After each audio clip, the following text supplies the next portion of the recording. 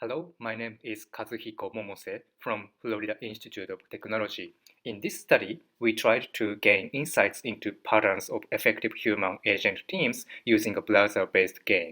We investigated compositional control teams where humans and agents share control capabilities and actions are taken using a combination of their inputs. It's important to work well together to become an effective team.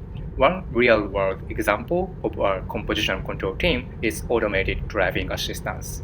In this study, participants played a moon lander game consisting of two concurrent parts whose points were combined for an overall score, a maneuvering task performed in conjunction with an agent, and a memory task for the participant alone.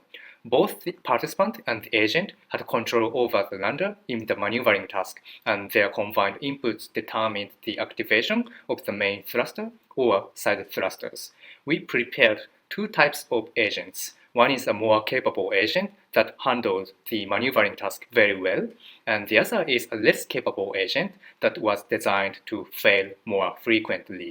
We expected high-performing human agent teams to exhibit defined patterns of control inputs from low-performing teams. For successful landings, we analyzed the commands from the participant and agent to determine the participant's relative dependence on the agent and ranked them according to the overall score achieved. Our results indicated that high-performing teams had defined patterns of interactions than low-performing teams, and these patterns differed with the capabilities of the agent. The x-axis of these figures normalized the differing number of steps in each landing attempt to be from 0 to 100%. The y-axis shows human-to-agent input ratio. A value of 1 indicates that the player provided all of the command inputs, whereas a value of 0 means the player provided no command inputs. Let's take a look at high-performing teams.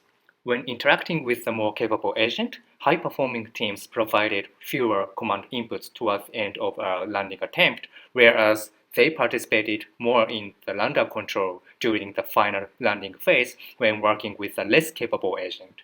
In contrast, the low-performing teams exhibited defined profiles of the keystrokes, and the interaction pattern was flipped.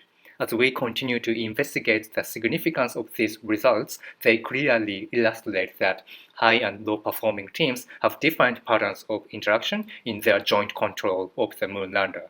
We believe that understanding such patterns could help us establish design principles for augmenting human-agent teamwork, both in the communication and coordination of the interaction between humans and agents.